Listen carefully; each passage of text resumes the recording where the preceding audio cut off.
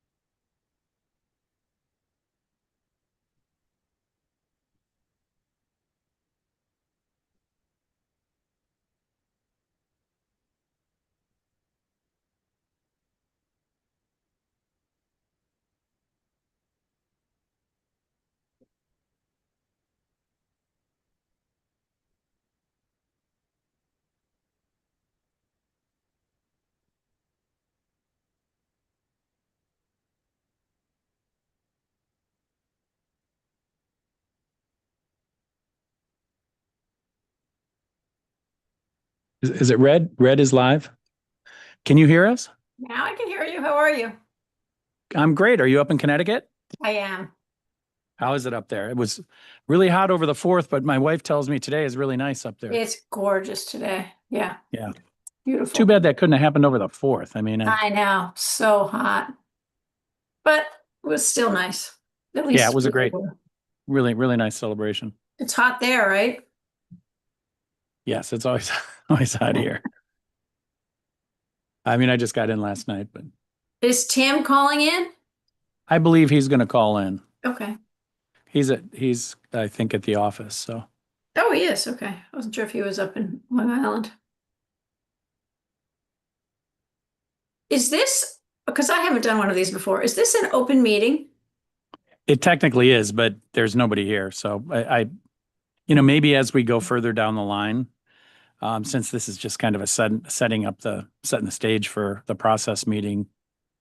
Nobody's here, but it might not be that exciting a topic anyway Yeah. for And most does people. this get posted to the town website so people can watch it? Yes, and Okay. they can dial in, they can sit in on this, right? Yeah, Okay, they're good. not. I just I wasn't familiar with the process because it's my first time, so thank you. I think this is technically considered a workshop, right? Something No, like a workshop. this is a technical meeting. It's an open meeting. It is an open meeting and why don't we go ahead and open it and then the discussion will be on the record that we start. Okay, well, should we wait till Tim tells? He is going to dial in, right? My understanding is he's going to dial in, correct. You want to give it 3 more minutes? Yeah, let's give it another minute. Yeah, or that two. way I'll bring 11:05. Okay, so So nice to just meet you. as I'm Carolyn oh, we're Galliette. gonna do all, it's nice to meet you too. We'll do it. And as just so you're aware, it's already being recorded at this point in time. And so everything we're talking about now is being recorded.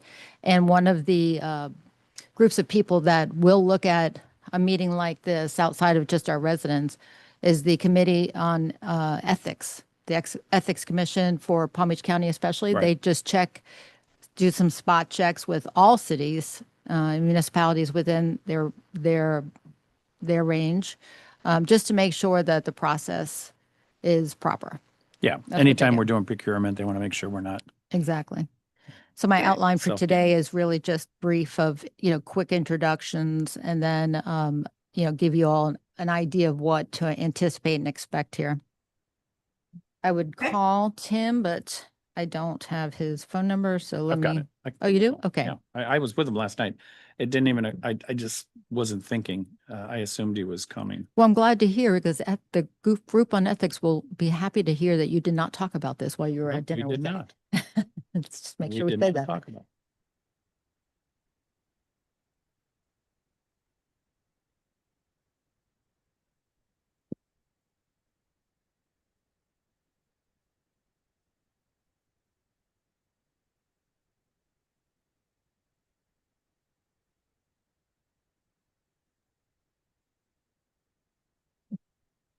All right.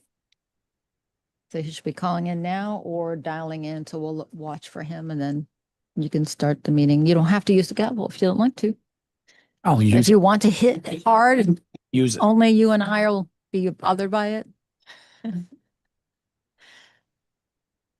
But yes, it's Miss Carolyn, the chamber is empty right now, but again, that doesn't mean that when we have the actual meeting where we're making the selections, that people don't come to watch.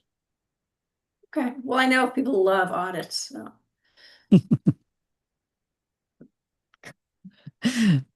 Fantastic. If you want to glance at that before. Kelly's going to put it up on the screen for everybody that's dialing in. And that's basically the score sheet at this point in time. Okay.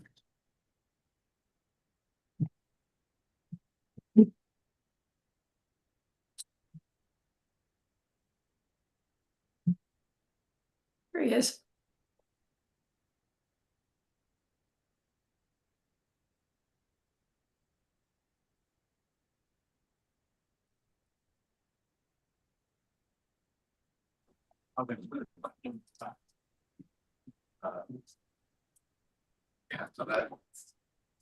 There he is. Hey, man. Hey, guys. Okay, I'm gonna hit the gavel and we're gonna start this meeting. Oh, I have to wait till Kelly's back. Well, I can call roll, I guess. We'll wait till she gets back. Okay. 1 more minute, hopefully. Mhm.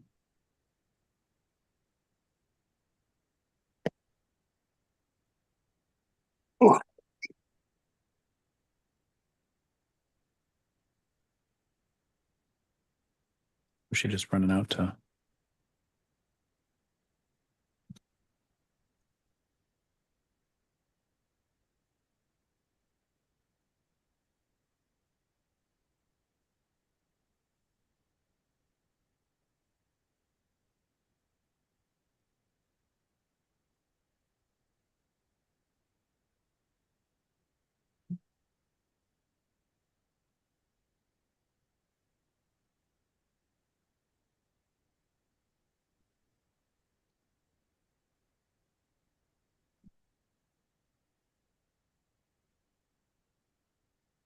I just wanted to make something here. And you can call roll. Okay, let's go ahead and open up the meeting. I never get to use the gavel, so we're opening up the meeting. Let's call roll, Kelly, for the members of the committee. Commissioner Ayala, Present. Mr. Cassidy, Present. and Ms. Gillette. Present. Very good. Galliot. And Galliot. Town Manager Gallett, sorry. And Town Manager Heiser. Okay, great. So this is going to be we're going to lay the groundwork in this meeting for the process for the selection of our auditor, which could be the same auditor that we've had, or we could have a replacement auditor. I'm going to hand it over to Michelle. This is an open meeting, so residents are, it's possible that residents could show up. They might be watching online. We don't know at this stage. But as Michelle pointed out before we kicked off the meeting, the ethics committee, does spot checks and looks at this type of thing. So to make sure that we've got the appropriate kind of process in place for procurement and not that there's no self-dealing or anything like that going on. Right. So Michelle, I'll hand it over to you to Great. lay it out. Thank you, Mr. Chair. Today, I am Michelle Heiser. I'm the town manager for those who haven't met with me. And my role here is to help facilitate your decision-making process. And all the staff will make themselves available during this process. So what I'd like to do for the purposes of establishing the selection committee is ask you to very briefly, really literally no more than a couple sentences, give a little background as to what you believe you're bringing to the selection committee. And just being a resident is all you need to be. So don't feel obligated to go much further. And I'm happy that the commission appointed each of you, including the chair. So if we could start with Ms. Gilliette, Mrs. Gilliette. Hi, I'm Carolyn Galliette. I'm a resident of Ocean Ridge, and I have multiple decades of experience in investment management, including audit selection for businesses. Can we turn the volume up a little bit, Kelly? Oh, really? Okay. Okay. Well, welcome to the committee. Thank you. Thank you. Thank you for serving. Mr. Cassidy? Yes, my name is Tim Cassidy, and I am a 10-year resident of Ocean Ridge, and have many years in finance background as well as audit functions in my past roles. Well, not to mention the fact that you were mayor of Pelham and selected auditors in that job too, right? I selectively left that one out. Small detail, small detail. And I'm Einar Ayla. I spent 40 years at Deloitte, which is one of the largest, it is the largest auditing firm in the world, but I'm not an auditor by background. But I've been involved in several audit selection processes for not-for-profits and other organizations over the years. Very good. Thank you each for taking that moment to introduce your background. What I will do to make sure that we are satisfying any concerns with the, what we need to make available as a selection committee is I'm going to read some items and I'm going to ad lib as we go. So staff is here to facilitate this process, not to influence the committee's scoring or offer you recommendations that would in any way lean you one way or another. We'll provide administrative support, answering procedural questions, collecting scoring sheets, and ensure that the procurement follows all applicable requirements. So why is that the case? And the reason that is the case, as each one of you know from your past experiences, is because you are selecting an auditing firm that basically is going to check your staff's work. And so we're not in a position to help you find the people that are going to be checking our work. So it's a very objective opportunity for you to find a firm or an individual that you find suits the qualifications and will serve the needs of the commission, which is to make sure that the organization is running properly. And that's why we will provide as much support for you, but we are not here to tell you who to pick. Okay. Okay. And if there's a moment in time where you feel like you want deeper information and want to make sure you're getting it from a source outside of the town, what I would ask you to do is just let me know, and then I can put you in touch with, say, a director from another municipality. But in order to make sure that we keep everything as aligned as possible to the true intent, I just want to make sure that you're talking to the right people. Do the same rules apply? In other words, should we avoid talking to each other about this outside official meetings, or how does that work? Yes. So now you've moved me right Oh, into sunshine. That's okay. That's actually my next part of the outline. So the next part of the outline is the sunshine law reminder. So committee meetings are conducted in the sunshine, which means open like this and recorded so that anybody can go back and reflect on the information.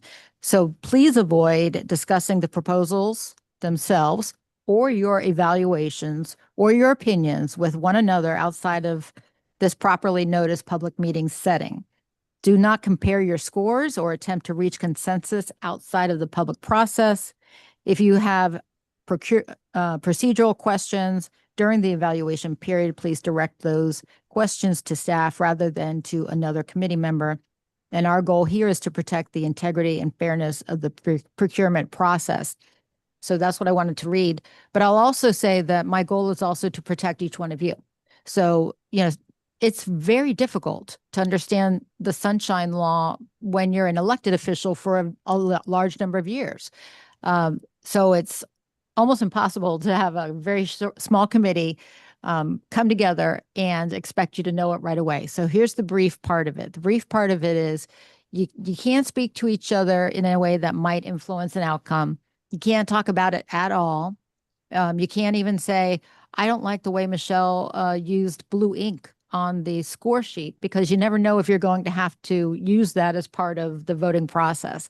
So just avoid speaking to each other about this process in total.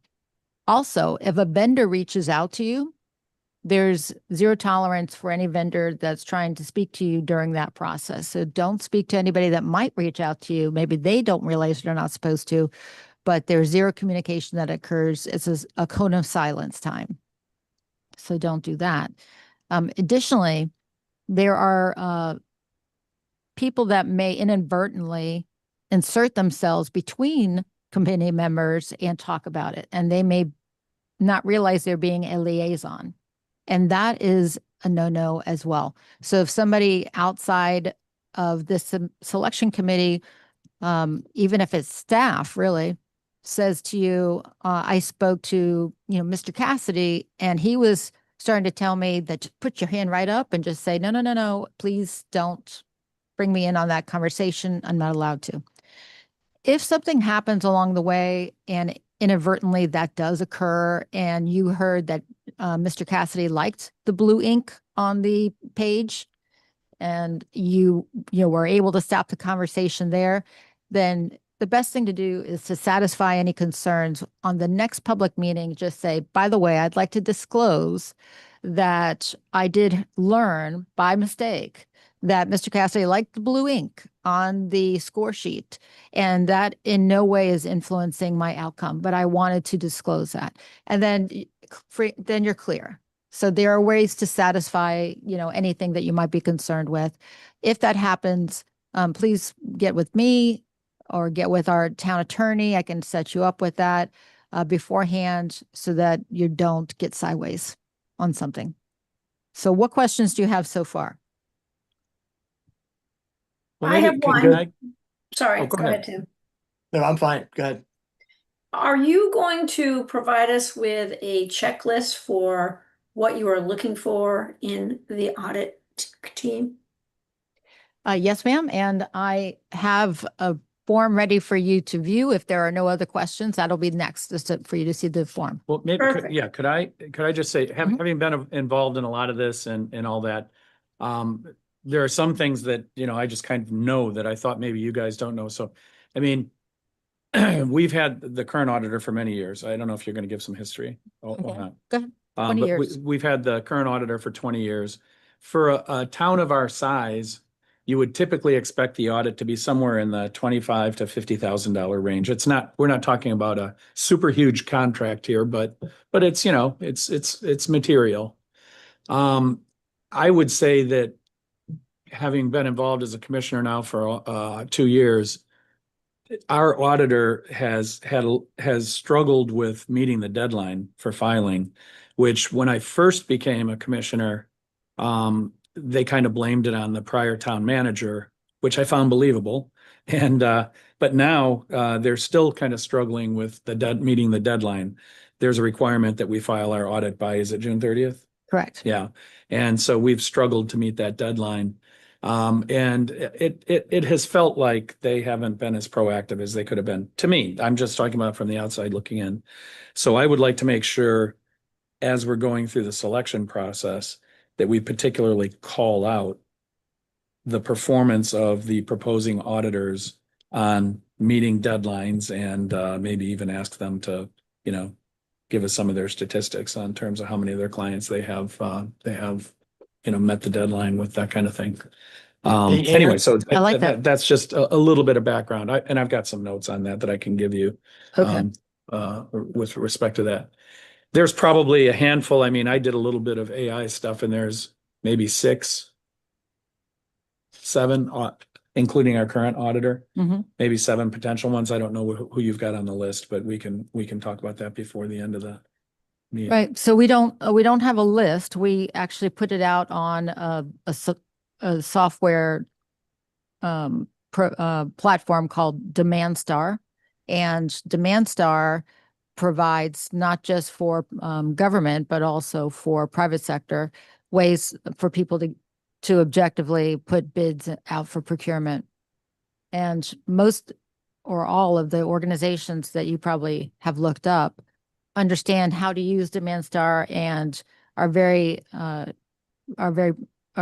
active on it. So they should have received an update when we posted it last month, and they will know the deadlines, and DemandStar will keep them up to date on that information. All of their information that they have to provide to us will go through DemandStar, and on the day that it closes, which is Friday at 3, we will receive notification that nothing else can be submitted, and then and only then DemandStar forwards all that information that they've received to us. Do we have a sense at this point of who is intending to bid? Do they I do give not. any indication? Are we allowed to tickle the ones that we would like to make sure reply, or do we have to just let it happen? You know, there's this balance of the cone of silence where you're not really supposed to be in communication with any of the vendors or the, you know, potential firms. There, you know, your consultants who are talking with these groups regularly, you know, let's face it, they talk to them regularly and they let them know, hey, by the way, Town of Ocean Ridge has something open on Demand Star. That's as far as you can go, just to let them know, redirect them to the link. And they can get all the information that they need from the link to Demand Star. Kelly also has the link provided on our website on the front page. Is it at the county website as well, or is it just our website? When it goes out on the website, we first advertise it, it does go on the legal ad with the county. Mm. But after that, no updates or anything It like might that. get, It's just it might get legally. buried at the county. So from a legal standpoint, we've advertised appropriately at this point, and we'll know more Friday afternoon. Now, if Friday afternoon comes and goes and there are no submissions, We can open it up for a longer period. yeah, then we'll open up for a longer period of time. I'll let the committee know about that, you know, that we need to submit again. But I don't expect that to happen. I think there are plenty of firms out there that love to take on small towns, Yeah. you know, for auditing. So I would expect, you know, at least 3 is just my thought. Yeah, I mean, like, you know, I get the process, and I think the process is tedious and overburdensome, and I think, you know, kind of unnecessarily so. But we can get caught up in the process and forget that our real goal here is to select the best possible auditor that we can for the town. Mhm. And my preference would be that we have 6, you know, firms Sure. that bid. And if there's a way that we can have somebody, you know, make sure that some of these folks check and go ahead and submit a bid, that would be great. I don't see how that could run afoul of any rules, just letting people know that our audit is open for bids. So if there's a way of doing that, if Christie thinks that that's legal. We'll check on that and make sure. And Yeah. if we can send a screenshot of our front page or anything that says an announcement, because really that's We what you're could follow talking the letter about. of the law and nobody bids, or two bidders come in, and then we're kind of limited in our ability to Sure. get the best possible auditors. Yeah, you're right. You're right. I will say that our current auditor, who I've been in communication with a lot, as you can imagine, in these last couple of weeks, did indicate to me that his firm was not going to reapply. Oh, they're not even going to bid? No, I don't think they're going to bid. You know, they've been with us for 20 years. Yeah. And I mean, you know, I think it would kind of be silly for us to, well, I mean, you know, it's better to rotate your auditor occasionally. I So, agree. so Yeah. they probably figure we aren't going to select them anyway, would be Yeah. my guess. Yeah, I will say most of the time, anytime I've been a part of this type of audit, I normally by now have received the question from another firm that asks how long has so-and-so been your Yeah. auditor? And I haven't received that question, Which makes me wonder. makes me wonder. But also I do know that if they're savvy enough, they know where to go To on the figure- state website, yeah, to see who our auditor has been submitting the AFRs for the last however many years. So that could answer my own question. Michelle, did we make the deadline this year with our current auditor? The So June good 30? question. We did not. We came very, very close, and frankly, we had something to do with that. You know, a lot of the information that has to be provided to the auditor was not right the first time. Let me say it that way. And the balance of that, where I gave strong pushback to my auditor, was that in the original agreements, which you'll be able to see in the future, in the original agreements for the timelines, the auditor understands how many clients the auditor has. We have one auditor, they have many clients, and the auditor commits to a timeline. And so the commitment to the town was that by February, we would have a certain milestone met. And if that milestone wasn't met and there was concerns that it may make us late, then at that point in time, you typically renegotiate or at least be, made aware. Some milestones were met. It still seemed as though they were going to be able to keep up with us, even though we were having to redo some of our journal entries. I forget that I'm talking to people that know. So some of the journal entries information had to be redone, and the trial balance from the previous year had to be redone. And there were errors that were significant in the first half of the year, which I didn't have any accountability for, but there were errors, many errors that had to be redone. All that being said, I had communicated to the current auditor that I felt as though it still could have been done on time. And his email to me at that point in time was that they were choosing to move forward with 2 other audits from cities that were ready to go. It was the words that he used, ready to go. And we were going to need to wait for their people to become available to service us since we weren't ready to go. And my pushback was, we are as valuable, as important as any client, and we now have the information ready to go, and we should be able to start now. And we had to wait. We were in queue is what we were told.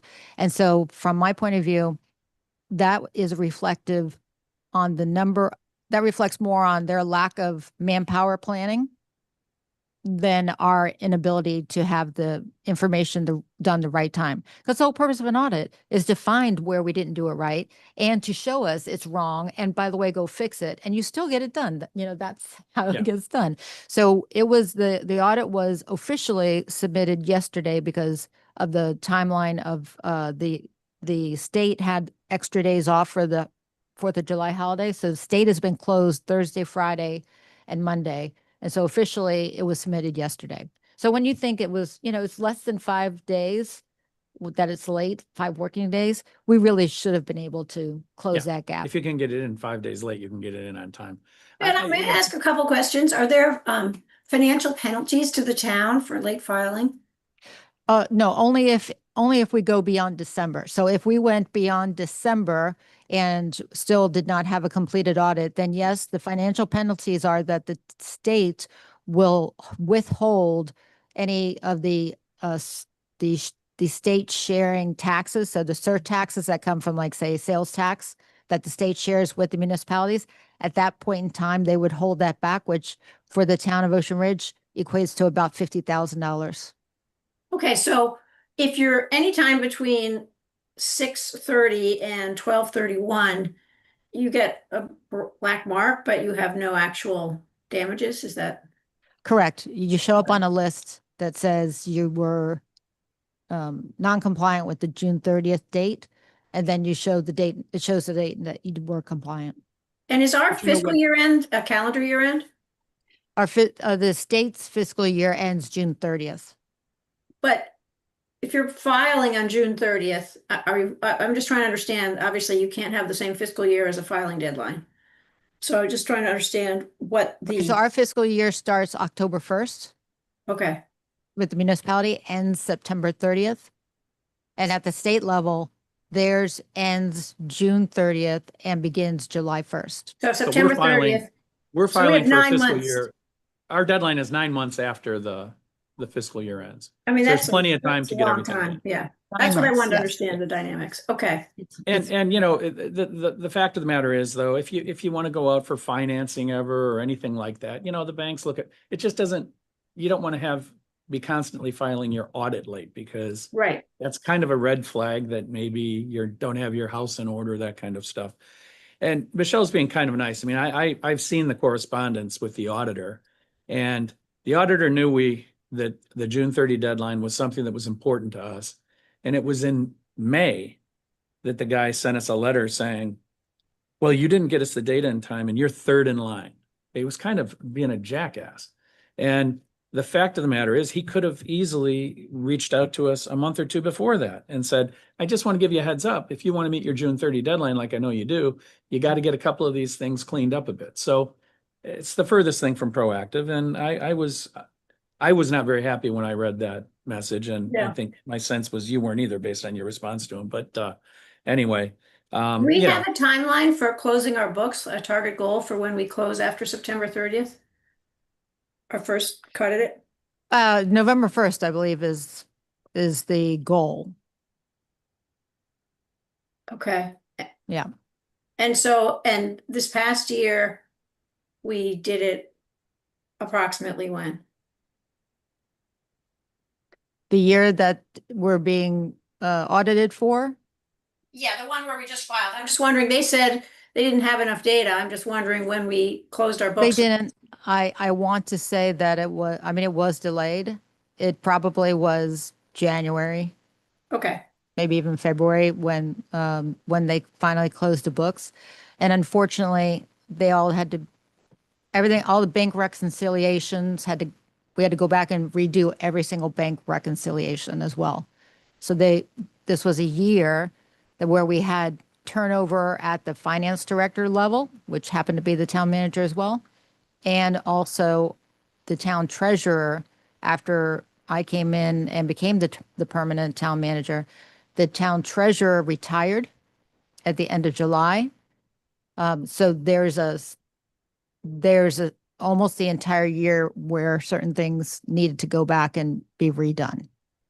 and did we internally realize that we needed to redo all the bank recs, or did the auditors say something? Both.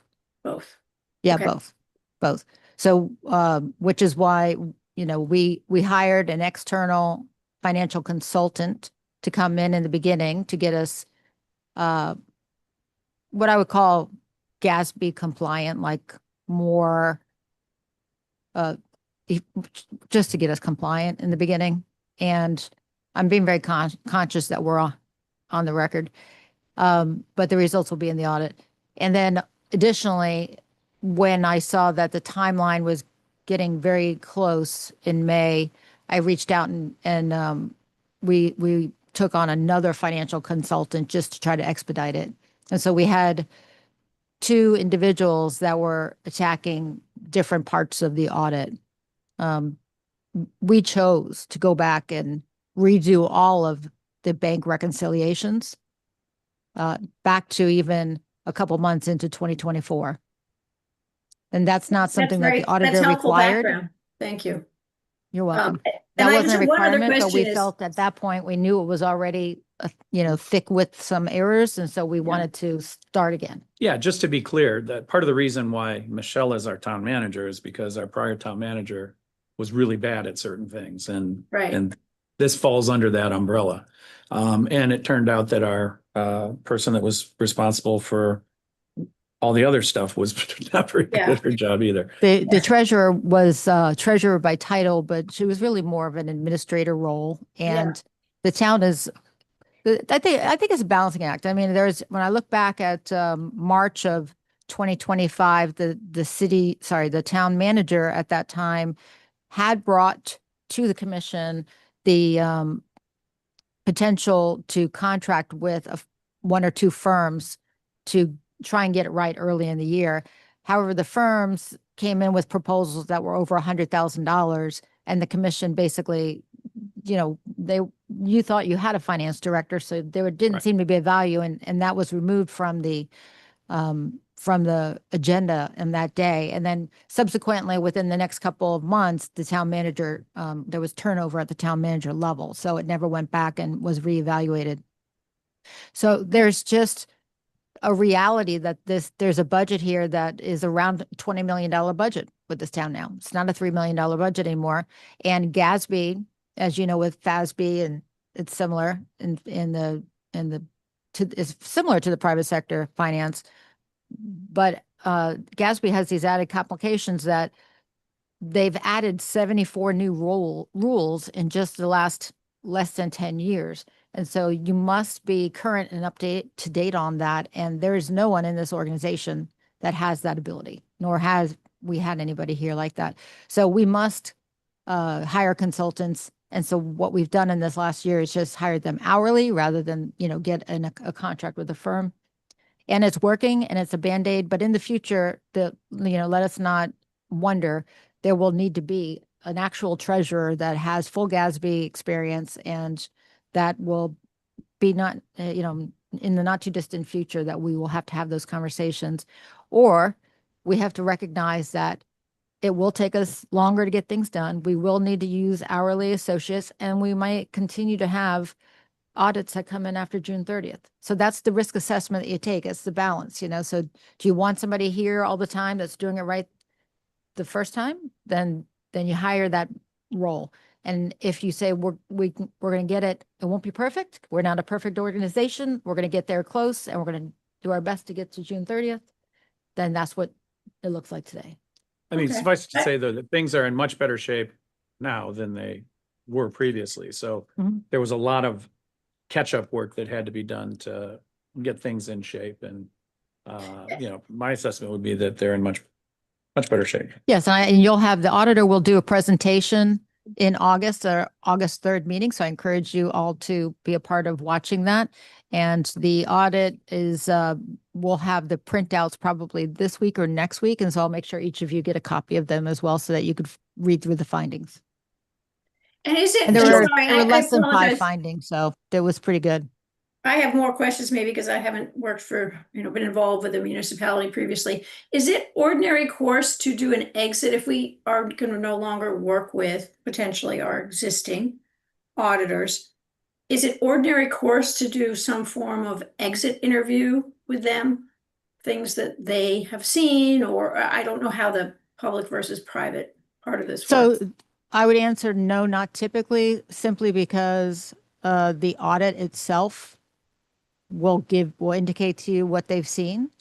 But certainly we could see if they're open to doing an exit survey with us. There's a good working relationship happening right now with them, so I have no concern with that, and we can absolutely ask them to do that. And I could see in the future, reaching out to them potentially and using them on an hourly rate in the same way that I use finance consultants now, to make sure that our next audits are properly ready. Hey, Michelle, I don't mind doing that if you'd like to. I mean, Michelle- excuse me. I don't mind doing that if the commission wants that. I have to make sure that I'm here to support you all, but I work for the commission. So I want to make sure I say that on the record the right way.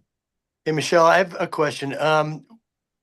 The previous manager had complained about the software that the town was using, and then there was a change within the last year or two. Has that been an issue in this context as well for So the this audit? is that's a great question, Mr. Cassidy. This is the new software that we're utilizing. There are still issues with this software. This software is specifically made for small towns. However, they haven't really kept up with the needs that Gatsby has changed, and also like the state of Florida now with their new rules for building permits. It just hasn't kept up. And so that has been part of the issue. What we try to do is put everything through the software rather than having separate ledgers. And in the past, we had a treasurer that definitely kept a separate ledger because it was easier than using the software. But I think what I can say with great assurance is that we've got a couple of people that work here that probably understand the software better than the sales reps, because when we call for support, they can't figure it out. But, we've got Danielle here who give her a couple hours and she will figure out a workaround. And so the audit process, although it took us a long time, I think we really learned a lot this year on how to be more prepared for the next audits, but also how to properly use the software and what reports that we need that software to run for us to make everything go quicker. But we onboarded new software right when I was becoming a commissioner. Right. And the town manager used that as an excuse for not meeting with me and all kinds of stuff, all the training. And then it turned out that our finance director wasn't using the software. She was doing all kinds of spreadsheets and stuff on the side. So that's part of the reason why you can't get an audit done, is because she was doing stuff outside the software system. So, Michelle's had and the rest of the team has done a good job of kind of getting that more in order. Okay, why don't we, if you have more questions that come up, we can definitely make sure they get answered before the end. And I'm going to have Kelly bring up on screen for you all to see. And Chairman has in front of him in a hard copy a document that I've created to use as a scorecard. So if we can glance at that together, 1 second, it's coming. And so in front of you is a document that we will use to score each and every firm that creates a submission. And so how do we create a scorecard? We create a scorecard based on the requirements that we advertised in the RFP. So what you'll see here are those specific requirements, and let's just go ahead and go over it together. So this first page on the top, this is not anonymous. You definitely have to put your name on as the evaluator for each one. And then the respondent is the firm that is submitting their information, their RFP. I offer you this score rating system. If you find that it doesn't work for you, use what works for you. I ask you to be consistent with each and every score that you do.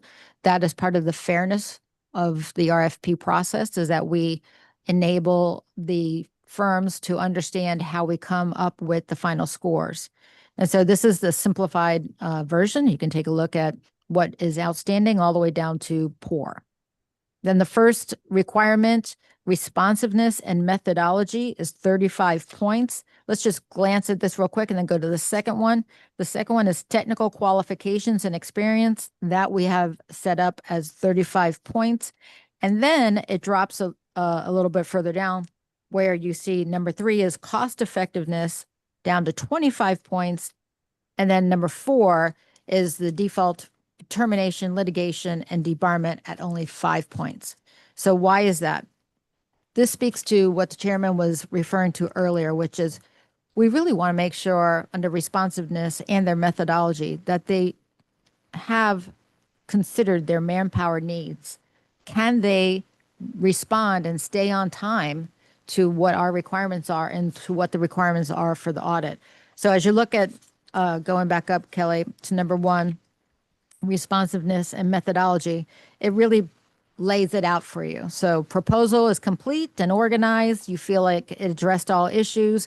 Then if you're happy with it, then you give it a 10. If you feel like, you would have liked to have seen something different, or that you felt it wasn't complete based on the requirements, then you score it appropriately. Staffing plan demonstrates sufficient qualified personnel and continuity. They need to spell out in the RFP basically how many people work in their firm and how many people would be dedicated to our audit.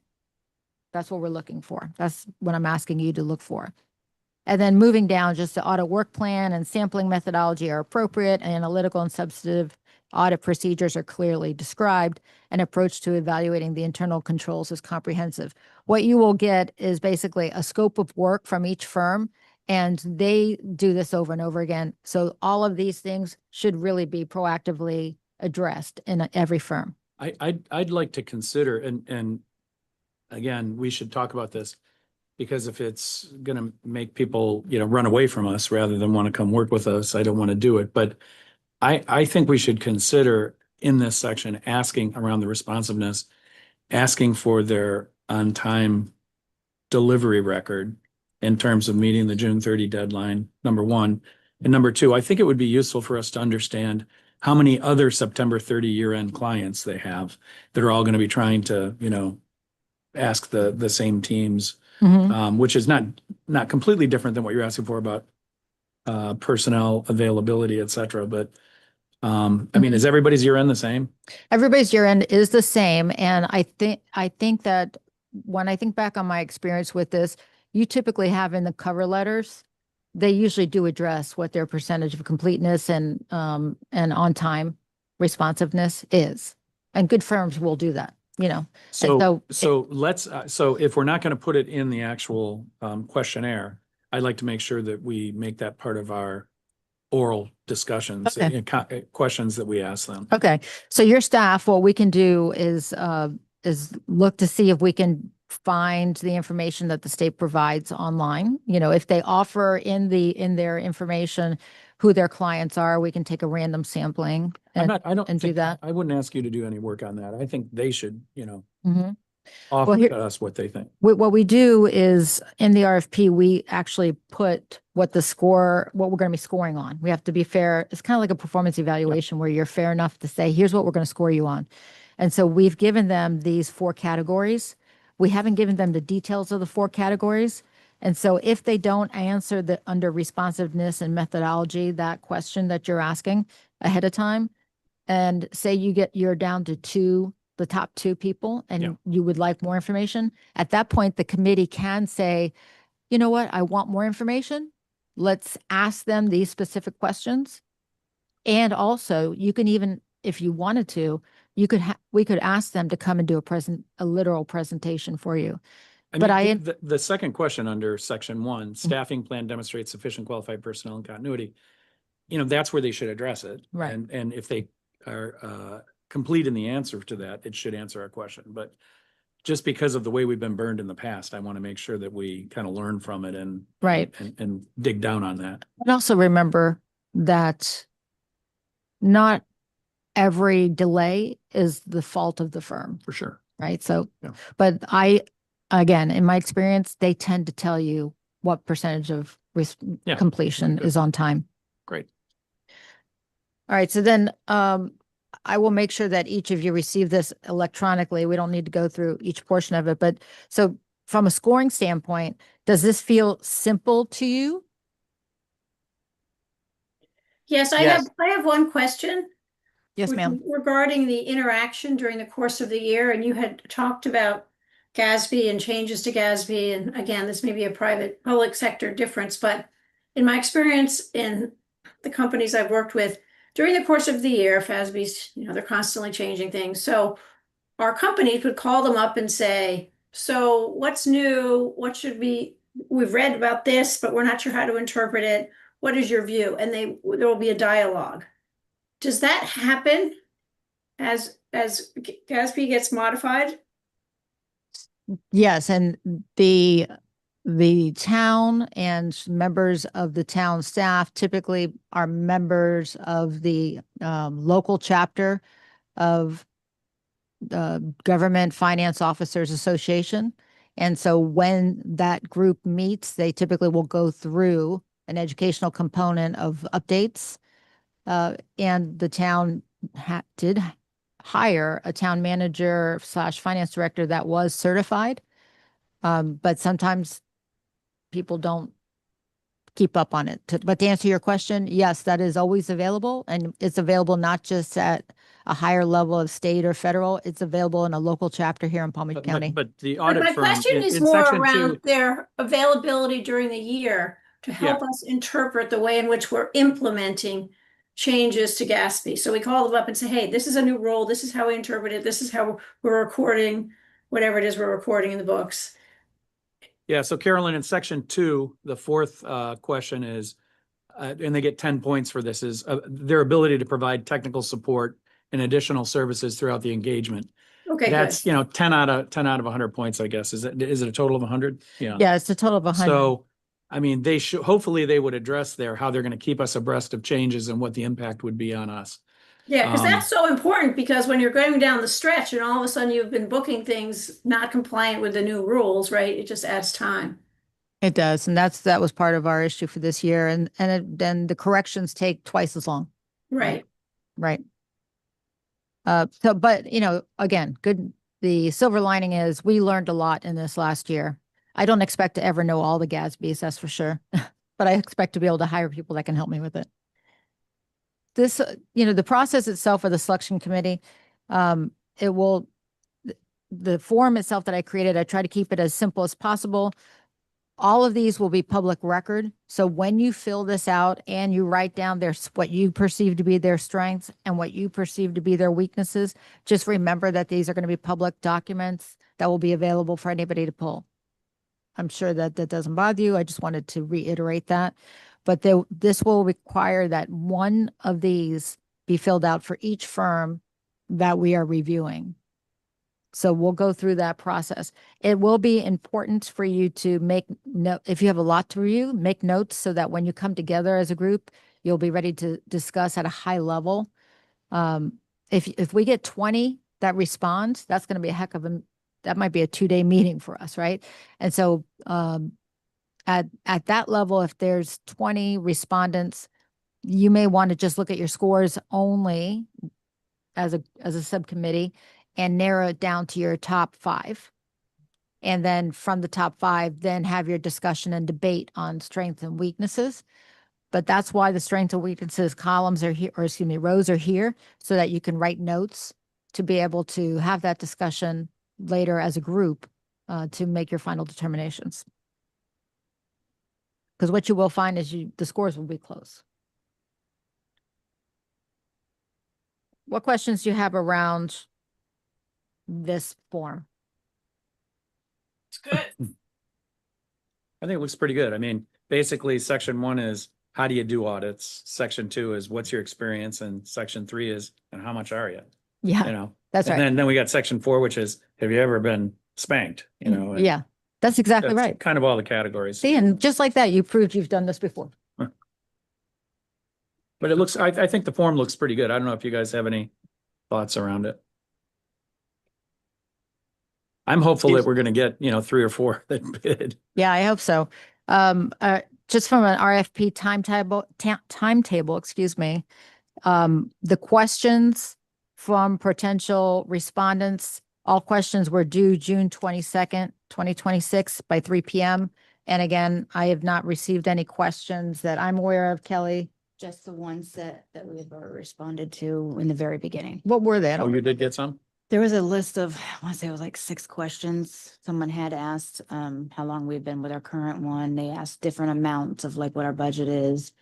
They'd asked questions what the results of the outcome of our current thing, and we just responded that it was not completed yet. Okay. But yeah, there is like, I want to say 6. How many different firms asked questions? Was it only one firm? Which firm was that? Don't remember right offhand. I would have to look. Can you find that out? It wasn't one that was familiar. That's good news, though. If a firm is asking questions, that indicates that, they're potentially preparing to answer some of those, anticipating our needs, if you will. But this is a different environment. I'm used to having like bidders conferences where they all come in and they've got a list of questions and there's a bunch of people that want the job. Yeah. And here we're like, nobody's asking any questions. And It's a hard year, See. too, to be going out to bid with all the changes that are happening through Tallahassee and mandates. It's a difficult year. Hey, Michelle, did our current auditor give us a reason for why they chose not to bid? He did not. 20 years, I just really think that they're a large firm and they probably recognize that even going back out to bid and getting contract again, it's a long time to be with one client. And I don't know how it reflects on their firm to have a client that's longer than 20 years, especially a small town. So I don't know. But like I said, the relationship is good enough that, I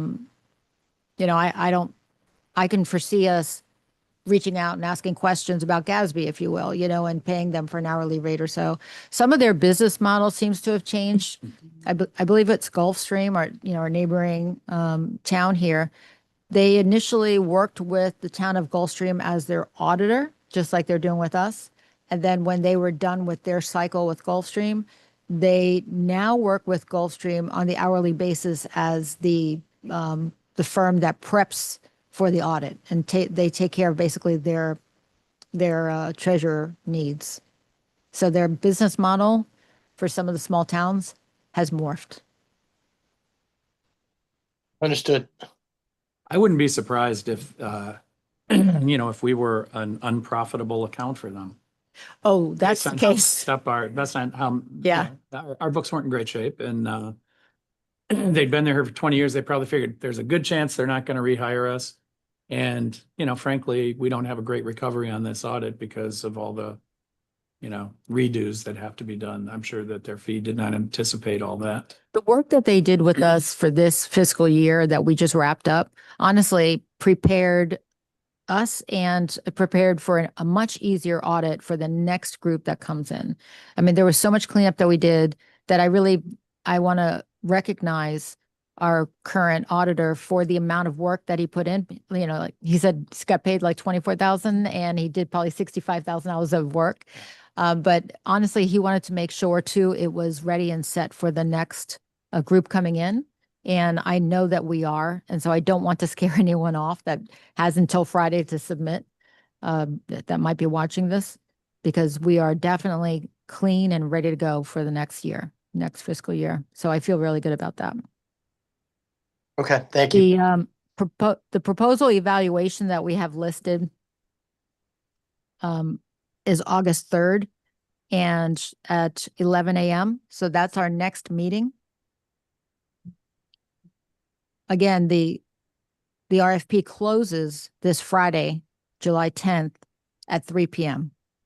And what we'll do is we'll make sure that you all receive all of the bids electronically and the score sheets that if you'd like them printed out, I can make sure they're printed out for you and I'll send them to you electronically, or Kelly will. But we'll come back together for the proposals on August 3rd. And I would ask that each of you have your score sheets completed at that point and be ready to select. If there's a need to take some more time, we can. So as soon as we know how many people bid, you should let us know that, so that we've got a sense of whether we have an issue, too many, too few. Right. I did not anticipate that we would be ready with a recommendation at the end of the day on August 3rd, because we do have a commission meeting that night. And sometimes we put them right onto the commission meetings and let the commission vote for them. I did not anticipate that that would be the case here. So the commission is set to see right now, whatever you're recommending at their meeting on September 14th at 6 p.m. And at that Michelle, point in time, you would give us the ability to move forward with contracting. I'm just curious, Michelle, do we have a number built in for the budget for next year? Is there some number that's already been assumed? So if our last contract was 25,000, is there a number in the budget for this year? Yeah, and that's a good question. It is the same. So it's another, I think we bumped it to 30,000 off the top of my head. And I'm on the website now looking at the calendar for agendas, minutes, meetings, but I don't see audit committee meetings. So, and I apologize, I did not get an email with a schedule for these meetings. We're just now saying it. It has not been posted onto the calendar at this time. Does that Okay. work for you? Do those dates work? Well, so what's the next meeting? I'm sorry, but August 3rd. August 3rd. So I thought, yeah, my anticipation is I'm trying to create the schedule so that it's aligned with commission meeting days. You know, it's just the cadence, the same cadence. So I've got an August 3rd date. That's the date of the next town meeting. It's the first So we Monday. will have, prior to that, have received their bids. Yes? Yes. So Yes. my hope is that you receive them for this weekend. And we individually just read them. They don't actually do a verbal presentation for us. Not unless you request it. Correct. Oh, okay. If, depending upon how many we get, we may decide that we need to cull it down. If we get 12 bids, which I doubt, but if we get 12, we may decide that we want to look at our scores and take the top 4 and maybe have them come in and present, or the top 3 or something like that. We can decide that. Our schedule is up to us, how we want to proceed going Okay. forward. My concern is that we won't get enough bids. Yeah. And No, I that'll be a understand. different And challenge. August 3rd is, I've got a lot of meetings on August 3rd. It's like the worst day possible, Mondays for me. What time is it scheduled for? Right now I have it at 11, the same time as this. And I anticipate that it will take longer than an hour. Yeah. Is there a better time for you? I mean, any day except a Monday. Yeah. Mondays are really tough. Well, Our meetings are, the town meetings are always on Mondays, unfortunately. But we could schedule this one for a different day if you can't do I it. can work with you as the chair to come up with some date options and send them out. Again, my end goal is really to approve it during the September meeting. So we can, whatever we need to do between now and the September 14th meeting, that When would be when are we important. going to know how many bids come through? Friday. So let's do this, Carolyn. Let's see what happens. Okay. Let's see how many bids we get. I mean, if we get like 2 bids, that's a different kind of an issue and a different kind of a conversation we'll have to have. And then we can set the timing based on that. But we'll make it work for you somehow. Okay, because the 29th to the 31st of July, I can definitely make something work. Which is in advance of your meeting. So if you wanted to have it just before your meeting so that you could talk about whatever it is we decide we need to talk about.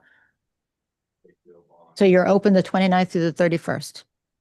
Generally, yes. I mean, we'll have to pick a time, but generally, yes. I've got a board meeting on the 29th and 30th.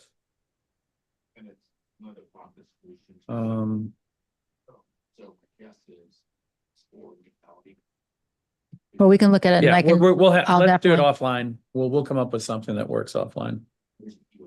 Tim, are you kind of okay if we, I'm okay. That's pretty open for me. okay. And I apologize. I just didn't realize they were on Mondays. That's okay. We're going to make it work. We'll make it It's work. we're going to streamline this as much as possible and make it as easy as possible. Staff will for you.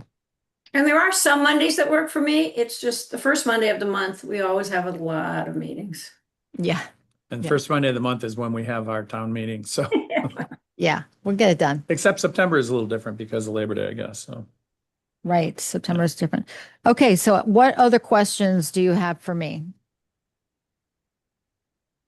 I don't have other questions. I will say that in general, this is, it's not a marriage because it's a year, but meeting people in person is beneficial to gauge their enthusiasm, what appears to be their level of commitment. So I guess we'll see how many we get, but my preference is always to have something more in person if possible, or at least by Zoom.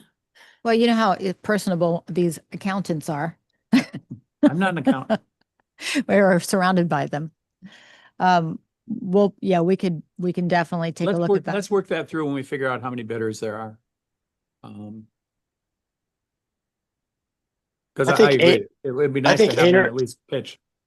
I think Ainer made a good point earlier saying that we should make the effort to see who is potentially bidding. And can we prod them and say it's due on Friday, please be aware or something. I don't know how you'd want to do it, Michelle. But that was to ensure that I agree. If we have 2, that's a problem. So if we can shoot for a bigger number, at 6, 7, 8, then we at least have a run, a more responsible, effort of coming up with the right Yeah. answer. Yeah, and I think that the fact that we've had the same person for 20 years actually may deter people because they may feel like putting all the work into responding to the RFP when we'll probably just stay with the same person could be working against us in terms of getting more proposals. Yes. The last time we did a audit selection in the town, it was a small town as well, and they had the same auditor for 20 years and they still received 6 proposals. Right. So Yeah, maybe we so- will. Good. But I have 6 names besides our current one that you probably already have the same names, but Yeah. I would like us to at least reach out and say, we're hoping you plan to submit a bid if Christie says that's okay to do that. And Yep. I can't Oh, imagine look. why that wouldn't be okay. We'll look to see if we can do an announcement or a reminder that the deadline is Friday. Okay. I appreciate you all coming together today. And again, please reach out to me via email. If you want me to call you, I can call you. You can call me directly on my cell phone. That's probably easiest. With any questions that you have along the way. Thank you very Great. much. Thank you. Great. Yeah. I'll look forward to Okay. seeing how many bidders we have. Fingers crossed. All right. See you guys. Thank you. Thanks, guys. Bye. Thank you all. Bye-bye.